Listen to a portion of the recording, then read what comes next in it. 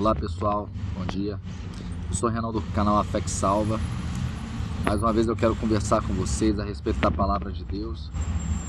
Hoje eu tenho uma mensagem para aqueles que estão enfrentando dificuldades na vida, para aqueles que se sentem às vezes como se os seus poços estivessem sendo entulhados, para aqueles que se sentem trabalhando e se esforçando e parece que sempre tem alguém que está tentando te puxar para trás, que está tentando te derrubar, forças do mal que parece que estão tentando frustrar os seus projetos, frustrar os seus sonhos, frustrar as promessas de Deus na sua vida. É para você que eu tenho uma palavra. Se você já passou por isso ou está passando, escute bem. A primeira coisa que eu quero dizer para você é: se você serve a Deus, se você tem a marca do Espírito Santo de Deus, se Deus fez promessas para você, se você tem um vínculo, um pacto com Deus, você tem que entregar para Ele as suas dificuldades. Se você está enfrentando dificuldades, é para Ele que você tem que apelar. Não tentar resolver com os próprios braços, não tentar resolver com as próprias forças, tá? Então eu vou contar um caso que aconteceu na palavra de Deus no livro de Esther, a história de Mardoqueu. Na lei dos judeus está escrito que um judeu não pode se encurvar diante de outros deuses ou diante de homens. Mardoqueu era um judeu que havia sido levado deportado ali para Babilônia. Os antepassados dele foram para Babilônia. Ele estava no Império Medo-Persa na ocasião, tá? Na ocasião, o rei ele tinha uma espécie de ministro, alguém que estava abaixo dele no reino, em primeiro lugar, que era um tal de Ramã. Toda vez que Ramã passeava pelo palácio real, pelo palácio imperial do Império Medo-Persa, todas as pessoas se encurvavam diante de Ramã. O único que não se encurvava diante dele era Mardoqueu. E Mardoqueu fazia isso para respeitar a lei que ele havia recebido dos pais dele de não se encurvar perante deuses ou homens. E por causa disso, Ramã passou a odiar Mardoqueu. E não só, e quando ele ficou sabendo que isso era por questões de religião, ele passou a odiar todos os judeus. E ele conseguiu aprovar um édito real para que num determinado dia todos os judeus do Império, das 127 províncias do Império Medo-Persa, fossem assassinados pelos seus inimigos. No entanto, Deus tinha um plano paralelo, né? Que é aquele plano que a gente não vê Deus agindo, né? A Bíblia diz que Deus trabalha para a gente enquanto a gente dorme. Então Deus ele já vê de forma antecipada as ações do inimigo lá na frente, tá? E o que aconteceu? Aquela situação da rainha Vasti, que o rei ele fez uma festa no império, uma festa onde ele convidou os líderes de todas as 127 províncias. Num determinado momento ele chamou a rainha Vasti para se apresentar perante os líderes do mundo inteiro, e ela rejeitou o pedido do rei e não foi. E por causa disso, como o rei ficou numa situação muito constrangedora perante os outros líderes, né? E ele era o imperador do mundo, ele foi aconselhado a trazer uma nova rainha, a selecionar uma nova rainha. E por coincidência, essa nova rainha que foi selecionada era Esther, era filha de criação de Mardoqueu. E Ramã não sabia que Esther era judia, muito menos que ela era sobrinha de Mardoqueu. Quando Ramã fez esse édito real para matar os judeus, Esther já era rainha, né? E aconteceu mais uma situação, né? Ramã, ele ficava sempre próximo ao palácio real.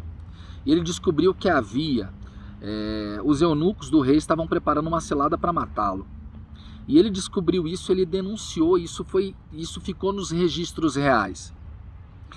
Aí, uma madrugada após Ramã ter feito esse édito real para matar os judeus, por isso que eu falo, Deus trabalha para o justo enquanto ele dorme. Enquanto Mardoqueu estava dormindo, fugiu o sono do rei, do imperador, e ele não conseguia mais dormir. E ele pediu para darem para ele todos os escritos, os registros reais. E ele leu lá que Mardoqueu havia descoberto uma tentativa de assassinato contra ele, né? E aquilo mexeu tanto com ele que ele não dormiu mais.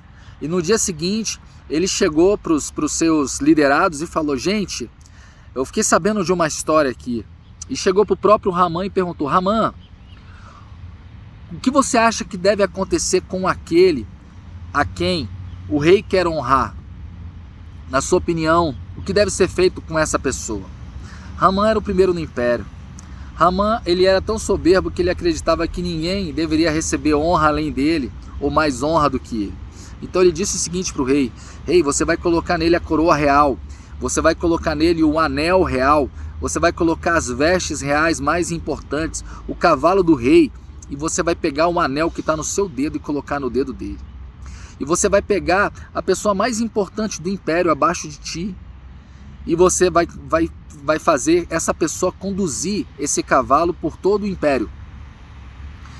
E vai ser dito para todo mundo: isso é o que o rei fará àquele a quem ele quiser honrar.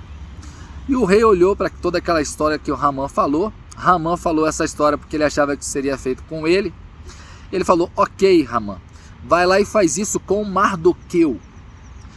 Quando isso aconteceu com Hamã, Hamã meio que entrou em estado de choque, mas ele cumpriu o mandado real. E ele foi. E ele conduziu esse cavalo por todo o império. E Mardoqueu ficou sem entender o que estava acontecendo. Depois que isso acabou, ele foi para casa. Ele já tinha preparado uma forca para Mardoqueu, a ideia da esposa dele. E aí ele, conversando com a esposa e com os amigos falaram assim para ele: olha, se esse Mardoqueu é do povo judeu, se esse Mardoqueu do qual você já começou a cair diante dele, ele é do povo judeu, você não vai conseguir prevalecer contra ele. E essa é a mensagem que eu tenho para vocês. Não tem como prevalecer contra aquele que é escolhido por Deus, o povo de Deus. Não tem como prevalecer contra nós. Mesmo que a gente seja morto, um dia a gente vai receber o corpo corpo semelhante ao que Cristo recebeu quando ressuscitou. Cristo foi morto, mas hoje ele vive para sempre. Ele está vivo e hoje ele vive para sempre. Então nem a morte pode vencer você, se você é escolhido por Deus. Então não se incomode com quem tenta entulhar seus poços, com quem tenta frustrar os seus planos, com aqueles que tentam te destruir, com aqueles que são malignos com você. Assim como Moisés ajoelhava diante de Deus quando o povo tentava contra ele lá no deserto, ele só botava a cara no chão. E Deus abriu o chão para engolir os inimigos de Moisés. Deus fez fogo do céu cair sobre aqueles que se opunham contra ele. Não estou falando que Deus vai matar os seus inimigos, mas Deus vai te dar vitória. Deus vai pelejar por você. Deus não vai deixar que você sofra injustiças. Mesmo que você sofra injustiças, Deus ele vai te exaltar e vai envergonhar aquele que fizer injustiça contra você. Tá? Eu não estou querendo colocar você num pé de guerra. Eu só estou falando que às vezes, pelo simples fato de você ser servo de Deus, as pessoas vão te odiar. Pelo simples fato de você se posicionar ao lado da palavra de Deus, as pessoas vão te odiar.